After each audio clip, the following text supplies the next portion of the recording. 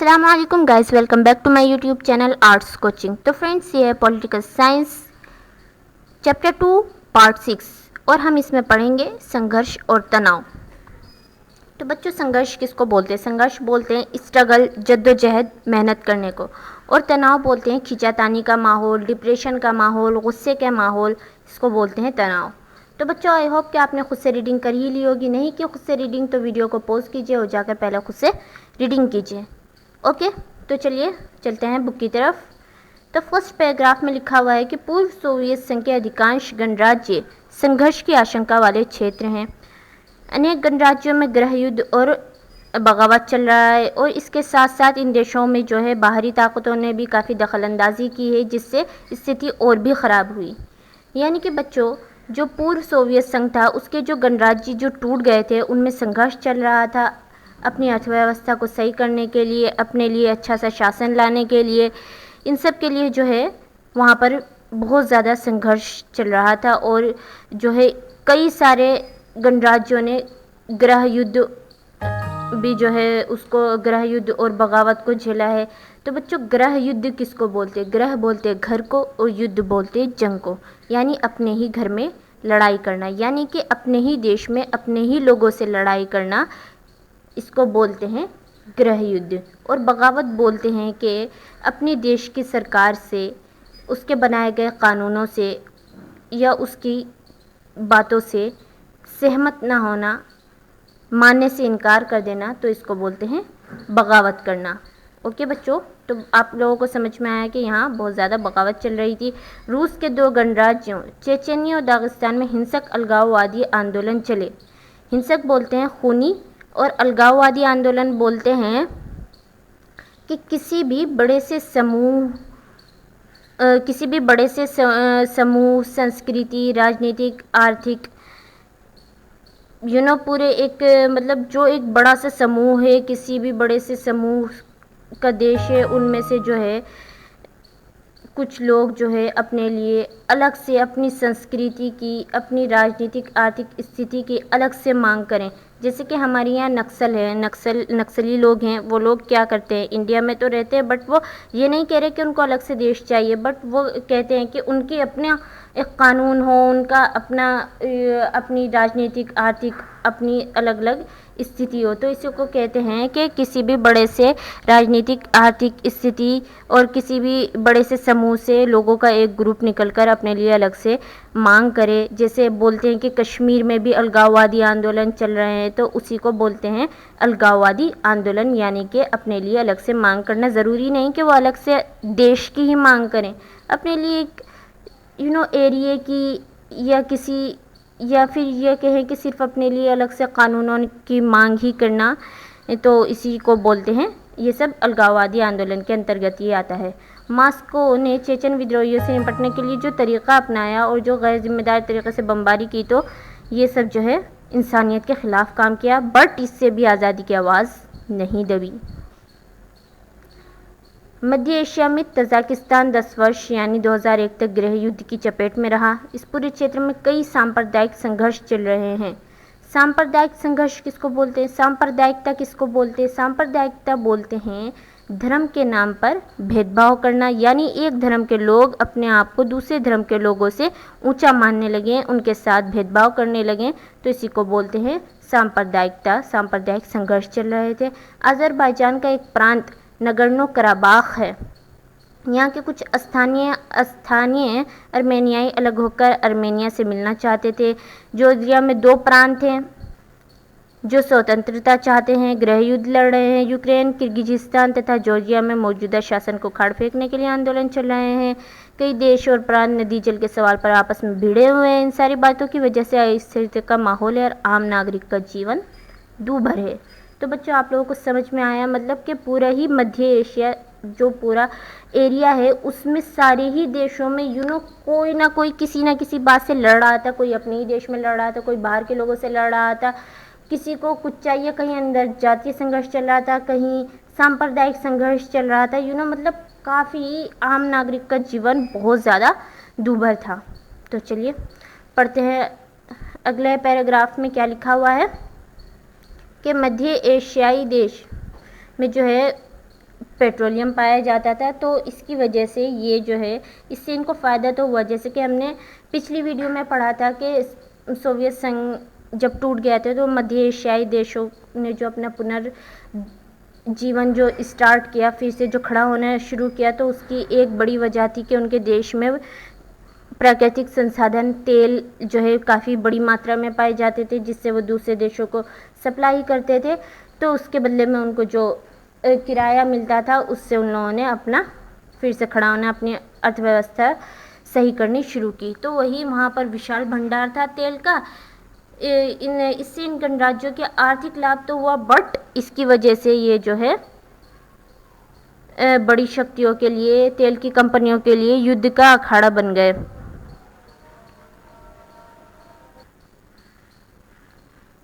ये क्षेत्र रूस, चीन और अफ़गानिस्तान से सटा है तथा पश्चिम एशिया से नज़दीक है।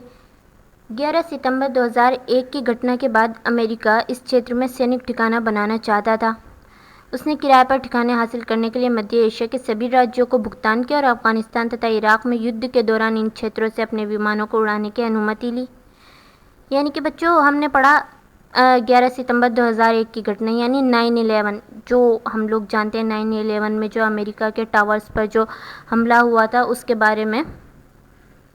तो हम इसके बारे में अभी बात नहीं करेंगे, अगले चैप्टर में इसके बारे में अलग से टॉपिक है, तो उस वक्त हम अच्छे से समझेंगे।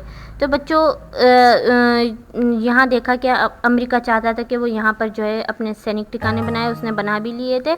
इसके लिए उसने जो है मध्य एशिया के सारे देशों को जो है भुगतान भी किया था। रूस जो है इन क्षेत्रों को अपना सबसे करीबी, अपना निकटवर्ती देश मानता था। तो उसका कहना था कि इन सबको निकटवर्ती विदेश मानता था। तो उसका कहना था कि इन सबको चाहिए कि ये हमारे पड़ोस में रहते हैं तो हमारे अंडर में रहें।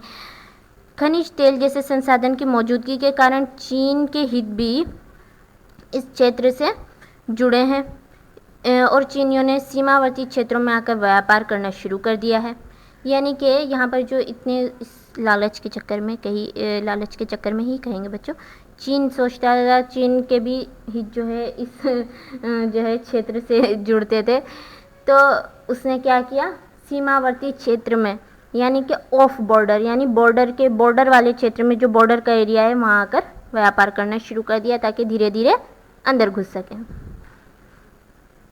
तो चलिए बच्चों, अगले पैराग्राफ में देखते हैं। पूर्वी यूरोप में चेकोस्लोवाकिया शांतिपूर्वक दो भागों में बंट गया।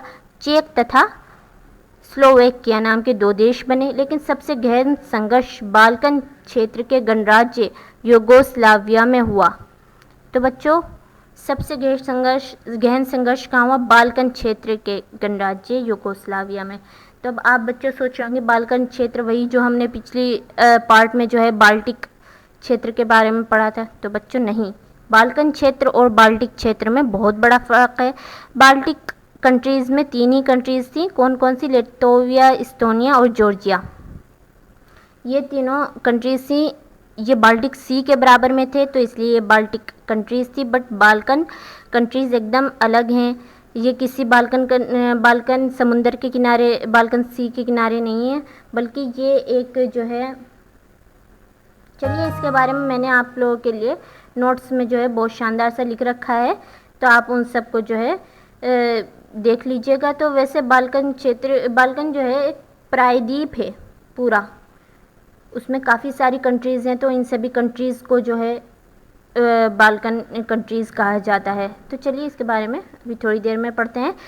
सन 1991 में के बाद यूगोस्लाविया कई प्रांतों में टूट गया और इसमें शामिल बोस्निया हर्जेगोविना, स्लोवेनिया तथा क्रोएशिया ने अपने को स्वतंत्र घोषित कर दिया। यहाँ नाटो को हस्तक्षेप करने पड़ा। यूगोस्लाविया पर बमबारी हुई और जातीय संघर्ष ने गृह युद्ध का रूप ले लिया। तो बच्चों, यूगोस्लाविया बना कैसे? ये जो आप देख रहे हैं कि यूगोस्लाविया कई प्रांतों में टूट गया और इसमें शामिल बोस्निया, ये जितने ये बोस्निया हर्जेगोविना, स्लोवेनिया, ये सारे जो है बाल्कन क्षेत्र हैं। तो यूगोस्लाविया, इन सभी फर्स्ट वर्ल्ड वार के बाद इन सभी क्षेत्रों ने सोचा कि हमें जो है, ये जितनी कंट्रीज़ का नाम है, कि हमें भी जो है मिलकर जो है एक राष्ट्र बनाना चाहिए। तो वही राष्ट्र इन लोगों ने बनाया था यूगोस्लाविया, जो कई बार टूटा जो है। तो इसके बारे में चलिए हम अभी हमें इतना जानना ज़रूरी नहीं है, हम नोट्स में जो है इसके बारे में काफ़ी विस्तार पूर्वक जो है पढ़ेंगे। और यहाँ नीचे कुछ लिखा हुआ है, उज़्बेकिस्तान में हिंदुस्तानी फिल्मों की धूम, मतलब दिखाया जा रहा है कि उज़्बेकिस्तान में जो है हिंदुस्तानी फिल्में कितनी पसंद की जाती थी, यहाँ के गाने अभी भी अगर आप देखें तो, अगर आप कपिल शर्मा का शो देखते होंगे उसमें भी आप काफ़ी बार देखते होंगे कि उज़्बेकिस्तान के जो है वहाँ के सिटीजन्स जो आते हैं इनके शो में, तो अभी भी वहाँ पर काफ़ी पसंद की जाती है। तो इसका लिंक जो है आगे वाले उससे है, आगे वाली जो टॉपिक है उससे है, तो आप बच्चों इसको पढ़ लीजिएगा, पढ़ा ज़रूर कीजिए, छोड़ा मत कीजिए, कुछ भी मत छोड़िए। वो जो बराबर में क्वेश्चंस होते हैं छोटे छोटे कार्टून्स के साथ, उनको भी ज़रूर पढ़ लिया कीजिए। मैं आपको नहीं पढ़ाती हूँ इसलिए कि वीडियो लंबी हो जाती है, काफ़ी बोरिंग भी हो जाती है, नोट्स भी हमें करने होते हैं, तो इस वजह से मैं आपको नहीं पढ़ाती। बट आप कभी स्किप मत कीजिए, बुक का एक कोना एक लफ्ज़ भी स्किप मत कीजिए। हेडिंग जो शुरू में बुक के लिखा रहता है, जो इंट्रोडक्शन होता है, उसको भी आप लोगों को पढ़ना चाहिए। सारी चीज़ें जाननी ज़रूरी है। कुछ भी हमसे पूछा जा सकता है, कभी राइटर का नाम, वैसे एक्चुअल में इसमें तो बहुत सारे लोग होते हैं जो मिला जुला कर लिखते हैं, बट फिर भी हमें अपनी नॉलेज के लिए जान लेना चाहिए। ओके, तो चलिए अब नोट्स देखते हैं। तो बच्चों ये रहे नोट्स, संघर्ष और तनाव, ऊपर हेडिंग डली हुई है। इसमें मैंने आप लोगों को, अच्छा हमने एक बात वहाँ पढ़ी थी कि आज़रबाईजान का एक प्रांत नगोर्नो कराबाख है।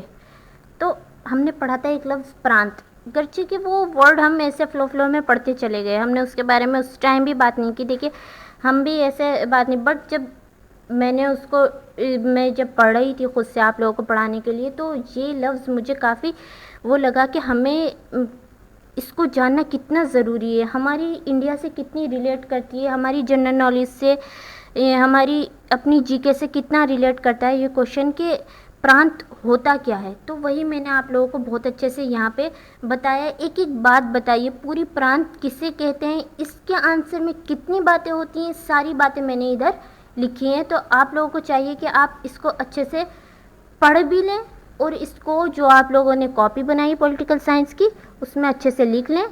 हर हेडिंग डाला कीजिए, जैसे संघर्ष और तनाव में हर हेडिंग में अलग अलग बताती हूँ, बिकॉज़ पॉलिटिकल साइंस में लिखने का बहुत रहता है, इसमें जो है इसमें याद करने का बहुत रहता है, और इसको जो है काफ़ी दिमाग हाजिर करके पढ़ना पड़ता है। हम अगर उड़े हुए दिमाग के साथ पढ़ेंगे तो हमें कोई बात याद नहीं रहेगी। इसमें बहुत सारे नाम होते हैं, नक्शे होते हैं, अलग अलग बातें होती हैं, तो इसके लिए हमें इनको डीपली पढ़ना बहुत ज़रूरी है। तो प्रांत किसे कहते हैं इसके बारे में मैंने लिखा हुआ है, वैसे मैं आपको मुँह से बता दूँ, अगर आपको थोड़ी समझने में आसानी हो जाएगी इससे।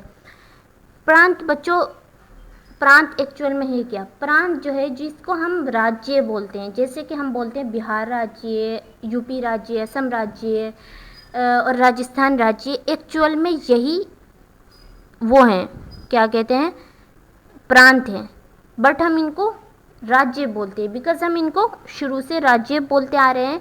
आज़ादी से पहले, आज़ादी से पहले क्या था, एक नज़र अगर हम अगर आप लोग जो है हिस्ट्रिकल सीरियल्स देखते होंगे, जैसे महाराणा प्रताप है, झांसी की रानी है, और ये सब अगर आपने देखा होगा, तो आप इनमें क्या देखते हैं, इनमें हम देखते हैं कि चित्तौड़ के राजा अलग हैं, मेवाड़ के राजा अलग हैं, झांसी के राजा अलग हैं, और जो है राजस्थान के राजा अलग हैं। उस वक्त छोटे छोटे राज्य बने हुए थे, इंडिया छोटे छोटे टुकड़ों में बटा हुआ था। हम कहते थे कि ये जो है चित्तौड़ राज्य है, मेवाड़ राज्य है, ऐसे हम बोल देते। तो उसी वक्त से हम अपने, और जब हिंदुस्तान आज़ाद हुआ और पूरे इंडिया जो है एक यूनिट बना, एक सरकार बनी, तो बन तो गई, बट हम जो है बोलते अब तक राज्य ही हैं, राज्य हम बोलते हैं स्टेट्स को, बट एक्चुअल में ये प्रांत है। राज्य की जो परिभाषा है उसके अनुसार पूरे इंडिया को राज्य बोला जाएगा। राज्य बोलते हैं किसी भी ऐसी भौगोलिक इकाई को जहाँ के लोगों का खुद पर शासन चलता हो, वो दूसरे देशों के साथ संबंध बना सकते हों, अर्थात वो आत्मनिर्भर और स्वतंत्र हों। तो इसी वजह से तो ये पूरी परिभाषा किस पे लागू होती है? भारत पे लागू होती है ना। हम अलग अलग, अब हम ये तो नहीं है कि हम बिहार वाले अलग से जाके जो है पड़ोसी देश से जो है अपने मामला तय करके जो भी करना होता है पूरा इंडिया करता है ना। तो इसी तरह ओके। बाकी जो बात आपको नहीं समझ में आई, मैंने सारी बातों को एकदम आपकी अपनी लैंग्वेज में यहाँ पर लिख दिया है, आपको याद करने में लिखने में बहुत आसानी होगी। तो बच्चों लिख लीजिएगा आप लोग वीडियो पॉज करके। और यहाँ कुछ मैंने बाल्कन कंट्रीज़ के बारे में दिया है कि बाल्कन देश क्या हैं। ओके, यहाँ लिख दिया है मैंने, बाल्कन देश किसी ग्रुप या संगठन का नाम नहीं बल्कि ये बच्चों ये गलत थोड़ा सा लिखा हुआ है, लिखने में मिस्टेक है, तो आप सही से लिख लीजिएगा। ये सब बाल्कन पेनिनसुला में पड़ते हैं, इसलिए इन सब को बाल्कन देश कहा जाता है। अच्छा, मैंने यहाँ पेनिनसुला लिख दिया। पेनिनसुला को हिंदी में बोलते हैं प्रायद्वीप, और प्रायद्वीप की परिभाषा क्या होती है? वो वैसा क्षेत्र जो ज़्यादातर जिसका ऑलमोस्ट हिस्सा जो है पानी से ढका हुआ हो, यानी जो 3 तरफ से पानी से घिरा हुआ हो और एक ही तरफ से रास्ता हो, जिसे उर्दू में बोलते हैं जजीरा नुमा, इंग्लिश में बोलते हैं पेनिनसुला, हिंदी में बोलते हैं प्रायद्वीप। यानी ये एक प्रायद्वीप है, बहुत बड़ा सा प्रायद्वीप है, छोटा मोटा नहीं है, बहुत बड़ा सा प्रायद्वीप है। ये सारी कंट्रीज़ उसमें पड़ती हैं, तो उस प्रायद्वीप को बाल्कन प्रायद्वीप बोला जाता है, तो इसलिए इन देशों को बाल्कन देश बोला जाता है। अब ये मत समझिएगा कि आप किसी ग्रुप का नाम है कि बाल्कन ग्रुप क्या है, ऐसा मत बोल दिएगा कभी, बाल्कन देश क्या है ऐसा बोला जाता है। ओके, तो बच्चों हो गया, यही था आज के लिए। आई होप कि आपने खुद से लिख भी लिया होगा, आपको समझ भी आ गया होगा। ओके बच्चों, वीडियो पसंद आई हो तो लाइक कीजिएगा, चैनल को सब्सक्राइब कीजिए, अपने 12th क्लास के दोस्तों के साथ शेयर कीजिए। तो बच्चों मिलते हैं अगली वीडियो में, तब तक के लिए गुड बाय।